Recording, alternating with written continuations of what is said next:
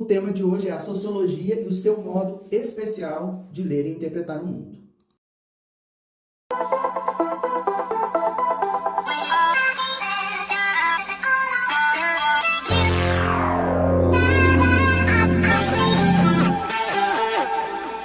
A sociologia e seu modo especial de ler o mundo. Então, primeira situação que vocês precisam lembrar é o que é senso comum. Senso comum é todo aquele conhecimento que existe nas conversas, no dia a dia das pessoas, e que você não pensa cientificamente para falar sobre eles ou para dizer alguma coisa sobre eles, e que eles existem, né? São conhecimentos que as pessoas vão passando de uns para os outros através das conversas, através das relações sociais, e que fazem parte do dia a dia das pessoas. Então, o senso comum é esse, que é diferente do conhecimento científico. Porque o senso comum, ele está muito cheio de estereótipos. Tá vendo as palavrinhas aí? Eu já até pus as palavrinhas para vocês ir colocando aí no seu vocabulário. Senso comum é uma, estereótipo é outra, pode ir anotando. Porque o senso comum, ele é muito cheio de estereótipos. O que são estereótipos? São carimbos, né? São rótulos que as pessoas põem umas nas outras, ou em situações. Por exemplo, ser de direita, ser de esquerda, são estereótipos. Ser nerd é um estereótipo, patricinha é um estereótipo, são carimbos, rótulos, né? Então, o conhecimento científico, ele não tem esses estereótipos, mas o senso comum está cheio disso, né? Está cheio dos rótulos. Então, a gente precisa criar um olhar sociológico, um olhar diferente para essa realidade social, para a gente separar o que é do senso comum do que é realmente científico, e principalmente do que é pertinente à sociologia, porque tem muitas outras coisas que são científicas que não tem nada a ver com sociologia, mas as que é a sociologia, que entram no campo de investigação da sociologia, a gente precisa desenvolver esse olhar sociológico, porque não dá para você construir ciência com conhecimento do senso comum, tem que ser um conhecimento metodologicamente estruturado, né? E um dos elementos que a gente usa para ter um olhar sociológico é a desnaturalização das coisas. O que é a desnaturalização?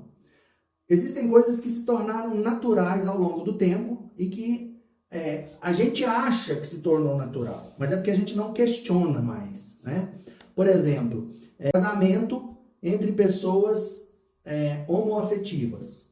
Há 40 anos atrás, isso era um absurdo, não existia isso. Um casal gay casar era um absurdo.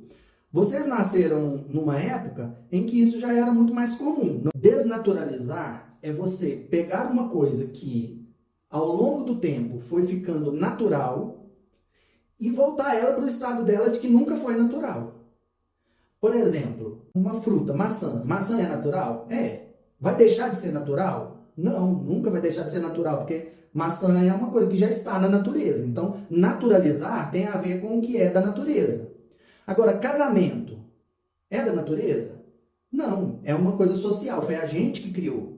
Não existia casamento entre os neandertais, por exemplo. Ritual fúnebre, ritual de enterrar o morto, já tem lá nos neandertais, mas em alguns animais anteriores aos neandertais não tem. Então, em algum momento, aquele grupo criou aquilo. Isso é uma criação humana. Então, não é natural. Só que depois de 1000 anos que existe o ritual fúnebre, toda a sociedade enterra seus mortos, ou crema seus mortos, faz algum ritual para reverenciar a pessoa que morreu, ou despedir-se da pessoa que morreu. Então, isso é uma criação humana. O ritual fúnebre é uma criação humana. Só que de tanto a gente fazer, todas as pessoas que nascem hoje, é normal enterrar um morto. Aqui no Brasil é normal você ir no enterro, no velório. Isso é natural. As pessoas acham que isso sempre foi desse jeito. Mas foi sempre desse jeito? Não. Então, se não foi sempre desse jeito, pode mudar. A gente está vendo aí na pandemia que a gente teve que alterar um pouco isso. Tem gente sendo enterrado sem roupa, num saco preto, né?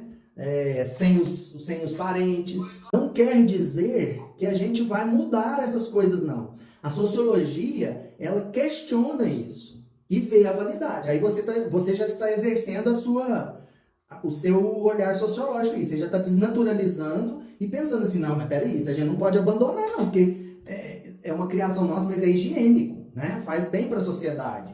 faz bem para a nossa saúde. Então esse a gente não pode abandonar. Mas o exercício da sociologia é justamente esse, é de questionar. Peraí, isso não é natural. A gente é que criou. Será que isso ainda é válido? Mesma coisa é a democracia. A democracia sempre existiu? Não, a democracia foi criada pelos gregos. Então tem 2000 e poucos anos a democracia. É uma criação humana. A gente está achando que a democracia está valendo a pena? Está funcionando? Vamos questionar a democracia, se ela é boa? Democracia é uma construção nossa. Só que, como ela está sendo usada já há muito tempo, as pessoas que nascem num país democrático acham que é normal. Acham até absurdo uma pessoa não ser democrática, né? E aí, não, mas isso é um absurdo, porque a gente tem que ser democrático. Não, tem que ser democrático? Não. Se a democracia não estiver servindo mais, a gente desnaturaliza a democracia para estudar, para ver se não está prestando mais. Se não estiver prestando, vamos inventar outra coisa melhor do que a democracia. A gente desnaturalizou a escravidão e principalmente o conceito de raça, porque o conceito de raça ele era da biologia. E aí, para a biologia, cientificamente hoje, não existe mais raça, existe só a raça humana, né? Então a sociologia tem que perguntar assim, mas por que sendo o racismo é algo que não pode existir mais, porque não existe mais o conceito de raça, ainda continua existindo socialmente? Porque ele foi naturalizado. Ele foi naturalizado. A gente precisa de desnaturalizar, questionar, tirar isso do senso comum, né? E propor coisas novas para o lugar disso, né? Uma nova visão. Tanto é que criou-se o termo etnia para o lugar de raça. Então o termo etnia ele atende muito mais hoje à nossa condição social do que o termo raça. Estranhar é outra coisa. Aí o estranhamento é um exercício, gente. Você estranhar. Imagina que você seja um ET e chega na sua casa. E aí você começa a observar os hábitos que tem lá na sua casa, de acordar cedo, de tomar café junto, de conversar, todos os hábitos. Começa a olhar como se você fosse um ET. Aí você vai começar a achar estranho certas coisas. Esse exercício do estranhamento, ele é muito bom para a sociologia. Para você começar a ver as coisas de um outro ângulo. E aí você começa a questionar algumas coisas que você acha que já não são boas mais, não são tão importantes. O adolescente ele tem muito desse estranhamento, porque ele começa a questionar os hábitos e as ideias dos pais na adolescência. É muito comum isso. Então é um exercício muito fácil de você fazer, de começar a estranhar as coisas. Imagina que você fosse para uma sociedade onde o marido casa com 50 mulheres, as meninas aí do grupo. Vocês iam achar muito estranho, ia. Da mesma forma, se um homem, né, de um lugar desse, em que é normal ter 50 mulheres, ia chegar aqui e ter uma mulher só, né, ia achar muito estranho. Então a monogamia, a poligamia são criações nossas, que a gente estranhando elas, a gente pode ver a validade, se ainda são boas, se presta isso, se não está prestando mais, nossa sociedade já mudou tanto, se pode mudar isso também. E por último, a gente pensar a nossa cultura, do nosso lugar e do nosso tempo, e a influência que ela tem sobre nós, e se a gente concorda com tudo isso que ela nos influencia, né? Todas as práticas culturais, tudo isso que a gente tem hoje em dia na nossa sociedade, elas são válidas. E aí você começa a exercitar um processo que chama imaginação sociológica. O que é imaginação sociológica? A imaginação sociológica vai ser esse exercício de você pensar assim, o que é pessoal e o que é sociológico. O que vale a pena ser investigado pela sociologia e o que não tem como ser investigado pela sociologia. Por exemplo, eu estou desempregado. É um assunto que dá para ser investigado pela sociologia? É um assunto que dá para ser investigado pela sociologia. Só que como que eu vou investigar o desemprego pela sociologia? O meu desemprego, ele tem causas que são minhas. Eu que não fiz nenhum curso, eu que não procurei nenhum emprego, por isso eu estou desempregado. Então são causas individuais. Então isso não é um estudo sociológico. Como que eu consigo ver se pode ser estudado pela sociologia? Eu começo a questionar. Dá para achar causas sociais para o desemprego? Dá. A pandemia é uma causa de desemprego? O governo atual é uma causa de desemprego? Pode ser. Se ele estiver ajudando a ter emprego, não. Mas se ele estiver prejudicando ter emprego, pode. Então tem uma causa política. A condição religiosa pode ser um problema de emprego? Depende. Em algum momento da sociedade já foi, né? Pessoas que estavam ligadas a candomblé, a umbanda, eram discriminadas. E aí, para arrumar emprego, às vezes a pessoa não arrumava por causa de ser de uma dessas religiões. Enfim, alguma religião qualquer.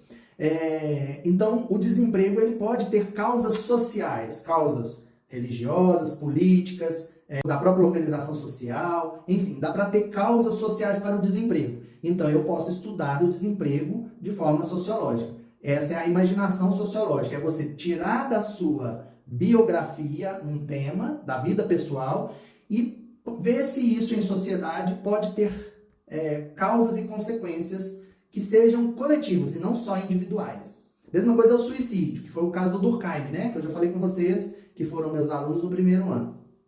O Durkheim foi o primeiro a fazer um estudo social. Ele pegou o suicídio e via que tinha várias causas para o suicídio. Mas ele descobriu que existia uma causa social para o suicídio. Por isso que criou-se a sociologia. Porque ele tirou da vida pessoal e passou para a vida em sociedade. E na vida em sociedade, por exemplo, quando tem uma crise financeira, aumenta o suicídio na sociedade? Aumenta. Então é uma causa social, não é uma causa só da pessoa, é uma causa do grupo, né? É uma causa sociológica. Aí você tira da biografia e vai para o cenário histórico, que é onde as coisas acontecem, a história de um grupo, a história de uma sociedade.